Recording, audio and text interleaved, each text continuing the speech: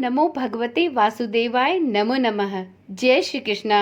मित्रों, आज की वीडियो में हम अनंत चतुर्दशी की एक पावन कथा का श्रवण करेंगे।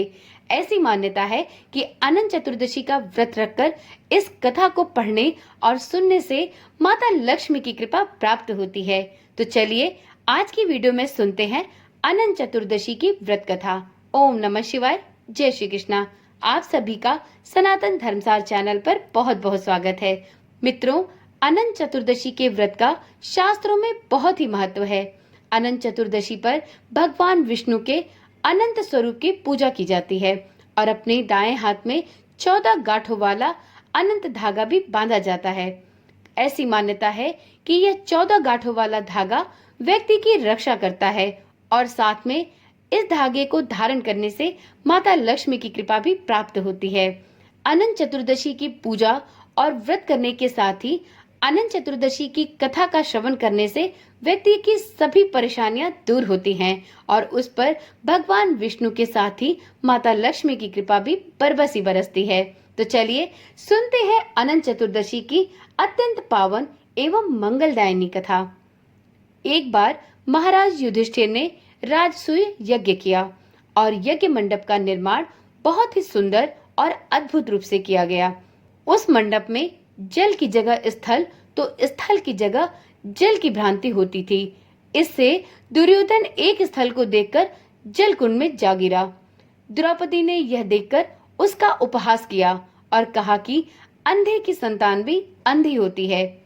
इस कटु वचन से दुर्योधन बहुत आहत हुआ और इस अपमान का बदला लेने के लिए उसने युधिष्ठिर को धुत अर्थात जुआ खेलने के लिए बुलाया और छल से जीतकर पांडवों को 12 वर्ष का वनवास दे डाला। वन में रहते उन्हें अनेकों कष्टों को सहना पड़ा। एक दिन वन में भगवान श्री कृष्ण युधिष्ठिर से मिलने आए। युधिष्ठिर ने उन्हें अपना सब हाल कह सुनाया और इस विपदा से निकलने का मार्ग भी पूछा। इस पर भगवान श्री कृष्ण ने उन्हें अनंत चतुर्दशी का व्रत करने को कहा और कहा कि इसे करने से आपको आपका खोया हुआ राज्य मिल जाएगा। इस वार्तालाप के बाद श्री कृष्ण जी ने युधिष्ठिर जी को एक कथा सुनाई। वह कथा इस प्रकार से है। प्राचीन काल में सुमंत नाम का एक नेक तपस्वी ब्राह्मण रहता था।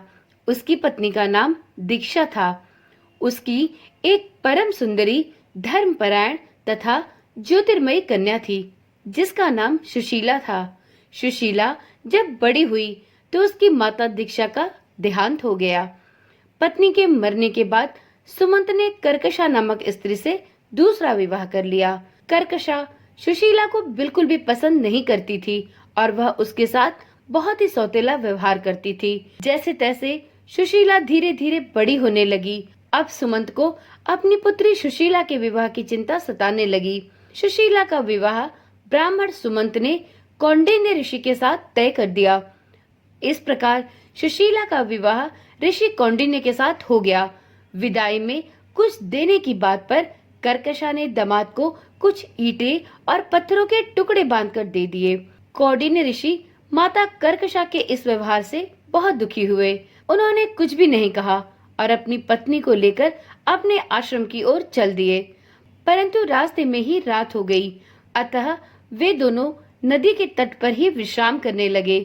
सुशीला ने देखा वहां पर बहुत सी स्त्रियां सुंदर वस्त्र धारण कर किसी देवता की पूजा कर रही थी। सुशीला के पूछने पर उन स्त्रियों ने विधि पूर्वक अनंत व्रत की महिमा बताई। सुशीला ने वही उस व्रत का अनुष्ठान किया और 14 गांठों वाला डोरा अपने हाथ में बांधकर ऋषि कौंडिन्य के पास वापस आ गई। कौंडिन्य ने सुशीला से डोरे के बारे में पूछा तो उसने सारी बात बता दी। उन्होंने डोरे को तोड़कर अग्नि में डाल दिया। इससे भगवान अनंत जी का घोर अपमान हुआ। परिणामतः ऋषि कौंडिन्य दुखी रहने लगे और उनकी संपूर्ण संपत्ति भी नष्ट हो गई। सुशीला ने इसका कारण डोर का आग में जलना बताया। पश्चाताप की अग्नि में जलते हुए ऋषि ने अनंत भगवान की खोज करना वन में जाकर प्रारंभ कर दिया। वे भटकते भटकते निराश होकर गिर पड़े और बेहोश हो गए। भगवान अनंत ने उन्हें दर्शन देते हुए कहा कि मेरे अपमान के कारण ही तुम्हारी यह दशा हुई और इन विपत्तियों का सामना तुम्हें करना पड़ा, लेकिन तुम्हारे पश्चाताप से मैं तुमसे अब प्रसन्न हूँ। अपने आश्रम में जाओ और 14 वर्षों तक विधि विधान से मेरा यह व्रत करो। इससे तुम्हारे सभी कष्ट दूर होंगे। कौंडिन्य ऋषि ने वैसा ही किया और इस व्रत के प्रभाव से उनके सभी कष्ट दूर हो गए और अंतोगत्वा उन्हें मोक्ष की प्राप्ति भी हुई। श्री कृष्ण की आज्ञा से युधिष्ठिर ने भी अनंत भगवान का यह व्रत किया, जिससे पांडवों को महाभारत के युद्ध में विजय प्राप्त हुई। तो एक बार प्रेम से बोलिए, अनंत महाराज की जय, श्री विष्णु भगवान की जय। मित्रों, अनंत चतुर्दशी का व्रत करने के बाद अनंत चतुर्दशी की यह व्रत कथा अवश्य सुननी और पढ़नी चाहिए। इस कथा को सुनने मात्र से आपको 1000 अश्वमेध यज्ञ के फल बराबर फल की प्राप्ति होती है। तो चलिए इस कथा को यहीं पर समाप्त करते हैं और कल मिलते हैं एक नई वीडियो, एक नई जानकारी के साथ। तब तक के लिए ओम नमः शिवाय, जय श्री कृष्णा, राधे राधे।